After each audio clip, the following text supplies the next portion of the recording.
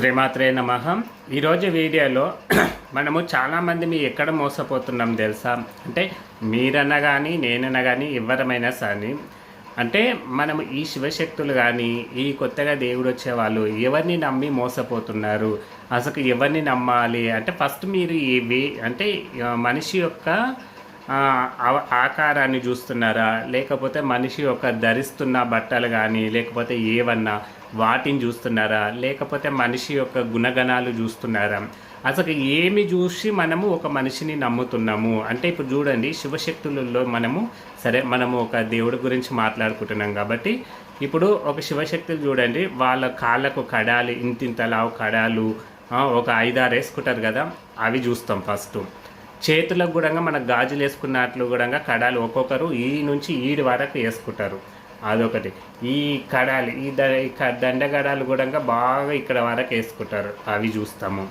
ఇంకా మెడల పథకాలు ఉంటాయి, ఒక్కొక్కరికి 2-3 అంటే దేవుడు యొక్క బిళ్ళలు ఒక 2-3 వేసుకుంటారు, అవి చూస్తాం.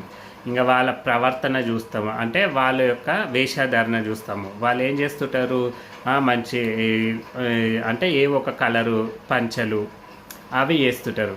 మనము ఇక్కడ వాటిని చూసి ఓహో వీళ్ళకి ఇన్ని కడాలు వేసుకున్నారు, చేతులకి ఇన్ని కడాలు వేసుకున్నారు, కాళ్ళకి వేసుకున్నారు, 2-3 దండగడాలు వేసుకున్నారు, మెడలో ఇన్ని పథకాలు వేసిండ్రు, ఇంకా అయిపోయా. మనము వాళ్ళకి ఎంత జ్ఞానం ఉంది, అసలు వీళ్ళు ఎందుకు వేసుకుంటున్నారు అని మనం అవన్నీ ఏం పట్టించుకోము. వీళ్ళు ఇన్ని వేసుకున్నారంటే వీళ్ళకి శక్తి బాగా ఉన్నట్లు మనకు ఒక విషయం గుర్తించుకోవాలి. ఇక్కడ ఏంటిదంటే మనం వీటిని చూసి ఒక మనిషిని ఎప్పుడూ నమ్మకూడదు. నిజానికి నేను చెప్తున్నా చూడండి, ఒక శివశక్తి ఏ విధంగా ఉండాలంటే చాలు, మనకి ఇది ఒక కంకణం చాలు, ఇది ఒక్క దండగడం చాలు, కాలుకు ఒక కడం చాలు, అవే మనకు పవర్ అన్నమాట. ఇంక అంతే.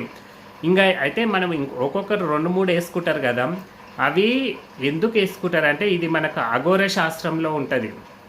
ఇప్పుడు అఘోరీలు ఉంటారు కదా, అఘోరీలు వాళ్ళకు ఒక అకాడమీ ఉంటుంది, అక్కడ వాళ్ళకు కొన్ని విద్యలు నేర్పిస్తారు. విద్యలు నేర్పించి వాళ్ళకు తర్వాత మనం గాన ఏ విధంగా అంటే ఫస్ట్ క్లాస్ చదివిన తర్వాత ఎగ్జామ్ రాస్తే సెకండ్ క్లాస్ పాస్ అయితే సెకండ్ క్లాస్కి పంపిస్తారు కదా, ఇట్లా క్లాసులు మనకు ఏ విధంగా మనకు అన్ని క్లాసులకు ఒక సర్టిఫికేట్ అనేది ఉంటుంది కదా.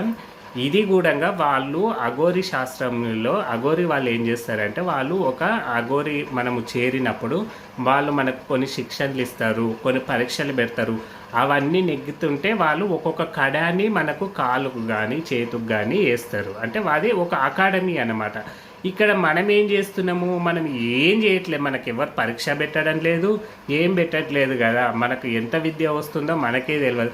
ఇంకా మనం ఇష్టం వచ్చినట్లు వాళ్ళు వేసుకున్నారు వీళ్ళు వేసుకున్నారు అని ఇష్టం వచ్చినట్లు వేసుకుంటున్నారు. ఈ వీడియో చాలామంది కోపం రావచ్చు, కానీ మీకు కోపము వచ్చినా రాకున్నా వచ్చినా మీ ఇష్టం అది. ఎందుకంటే మనము ధర్మం గురించి మాట్లాడాలి. ఇప్పుడు చాలామంది ఏం చేస్తున్నారు తెలుసా, సనాతన ధర్మం అంటే మనకు ఒక పూర్వం నుంచి వచ్చే ఒక పద్ధతులను వెనక్కి దొబ్బేస్తున్నారు. వాటిని ఇప్పుడు కొత్తగా ట్రెండ్ సృష్టిస్తున్నారు, అంటే వాళ్ళంతకు వాళ్ళు సృష్టించుకుంటున్నారు. చూడండి, మన పూర్వం నుంచి వచ్చిన ఇప్పుడు మనకు హైదరాబాద్ పోయినాం కదా, హైదరాబాద్ చూస్తే పాత పెద్ద పెద్ద శివశక్తులు ఉంటారు, పెద్ద పెద్ద జోగినీలు ఉంటారు. ఇప్పుడున్న జోగినీలు కాదులే కానీ, ఇప్పుడు ట్రెండింగ్లో ఉన్న జోగినీలు వద్దులే కానీ పాత వాళ్ళు ఉంటారు మనకు ఓల్డ్ సిటీలో కానీ. ఇక్కడ చాలామంది ఇప్పుడు బోనాల పండుగకు అందరు బోనం వాళ్ళు చూడండి, వాళ్ళు సింపుల్గా ఉంటారు, వాళ్ళ మెడలో పథకాలు ఉండవు, ఏవి ఉండవు. ఎందుకంటే వాళ్ళు నిజమైన శివశక్తి.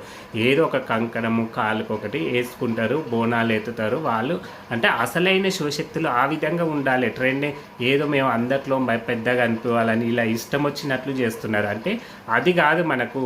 అంటే వాళ్ళ వద్ద జ్ఞానం కూడా ఉంటుంది. ఇవి పాత వాళ్ళ దగ్గర ఎంతో జ్ఞానం ఉంటుంది, కానీ మనం ఏం చేస్తాం, వాళ్ళని పట్టించుకోకుండా ఇప్పుడు ట్రెండ్ ఎవరైతున్నారు వీళ్ళు ఇంకా అయిపోయి. ఇప్పుడు సోషల్ మీడియాలో సరే నాతో పాటు నేను కూడా కలిపి ఇవి సోషల్ మీడియాలో ఇప్పుడు బాగా పూజలు చేస్తూ పండుగలు చేస్తూ ఇవన్నీ చేస్తే వీళ్ళు మంచిగా చేస్తున్నారు, వీళ్ళు ఇట్లా చేస్తున్నారు అట్లా చేస్తున్నారు, కానీ అది కాదు మనకు దేవుడికి కావాల్సింది ఆర్భాటాలు కాదు. మీరు ఎంత భక్తితోటి మనంతకు మనం చేసుకున్న పండుగే అది. ఎంత భక్తితోటి చేస్తున్నారు అనేది దేవుడికి ముఖ్యం. అంతేగాని ఈ కడాలు కంకణాలు ఇవన్నీ వేసుకొని పోని అట్లనన్నా చూసుకున్నాం. ఇప్పుడు ఒక్కొక్కరు ఇన్నిన్ని కడాలు వేసుకుంటారు కదా, వేసుకొని వాళ్ళు పండుగ చేసిన వాళ్ళకి ఎందుకంటే ఒక్కొక్క విద్యకు ఒక్కొక్క కడెం వేస్తారు, అంటే వేసుకుంటారు కదా. మళ్ళీ ఒక్కొక్కరికి చూడండి 5-6 కడాలు బాగా కాళ్ళ నిండుగా మోస్తుంటారు బాబా. వాళ్ళని చూస్తే మనకే అబ్బా వీళ్ళు ఇంత కడాలు ఎట్లా మోస్తున్నారు అనిపిస్తుంది కదా.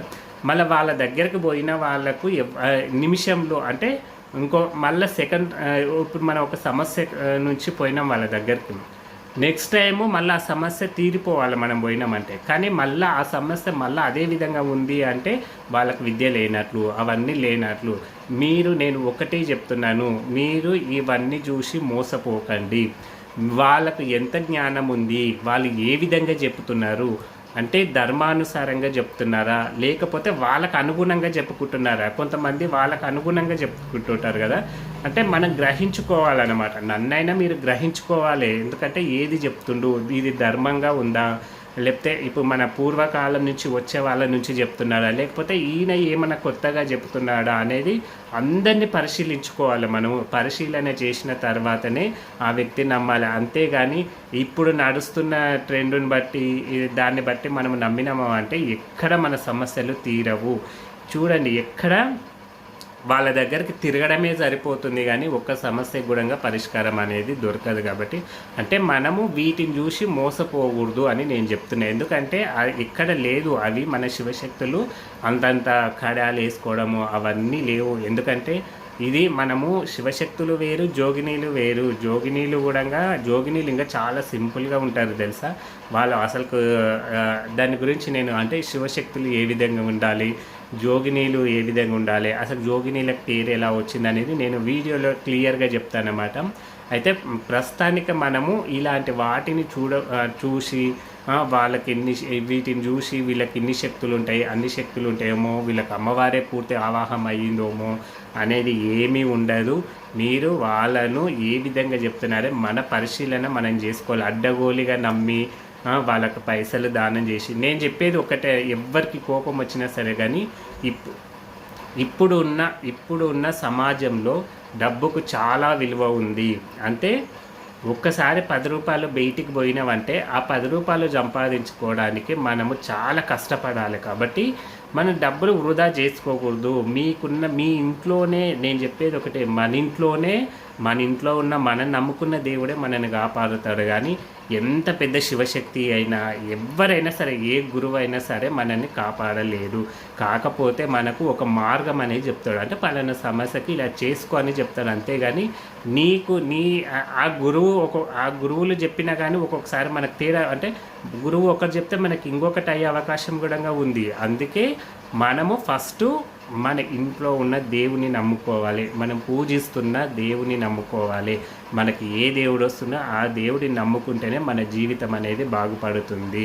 అంతేగాని వీళ్ళను నమ్మి మోసపోకండి. నేను చాలా వీడియోలో చెప్తున్నా కాబట్టి ఈ కడాలు చూసి, కంకణాలు చూసి, వీటన్నిటిని చూసి వాళ్ళకి ఇంకా ఏదో దేవుడు పెద్దగా ఉన్నాడని కొంతమంది అంటే వాళ్ళు కొన్ని విద్యలు నేర్చుకుంటారు, అవి మన ముందు ప్రదర్శిస్తుంటారు. మనము వాటిని ఈజీగా నమ్మేస్తాం అన్నమాట. అందుకే ఏ విద్యలు చేయరు. చూడు, విద్య ఉన్న వాళ్ళు ఎప్పుడే కానీ మీకు ఒక విషయం చెప్తే చూడు, నిండుకుండా ఎప్పుడు తొలకదు. మీరు మనకి పాత సామెతనే కదా, నిండుకుండా ఎప్పుడు తొలకదు. అదే మీరు సగమున్న కుండను పెట్టుకొని పోండి, అది తొలుకుతూ ఉంటుంది. అందుకే అన్నీ తెలిసిన వాళ్ళు ఎప్పుడూ ఆర్భాటం చేయరు, వాళ్ళు ప్రదర్శన చూయించుకోవాలని కూడా చూడరు. ఎందుకంటే వాళ్ళకి అన్నీ తెలుసు కాబట్టి వాడు మౌనంగా ఉంటాడు. ఏం తెలియని వాళ్ళు ఎగిసి పడుతుంటారు. కాబట్టి మీరు గ్రహించుకోండి, వీళ్ళను నమ్మి మోసపోకండి. నేను ముఖ్యంగా చెప్తున్నా, డబ్బులు వృధా చేసుకోకండి. డబ్బులు పోయినవంటే సంపాదించుకోవడం చాలా కష్టం. అది ఇంకా తలుసుకోకూడదు అన్నమాట. కాబట్టి అప్పులు చేయకండి, మీ ఇంట్లో ఉన్న దేవుని మాత్రం నమ్ముకోండి, వీళ్ళని నమ్మకండి. అందరూ ఆ పార్వతీ పరమేశ్వర్ల అనుగ్రహంతో అందరూ సంతోషంగా ఉండాలని కోరుకుంటున్నాను. జై శ్రీరామ్.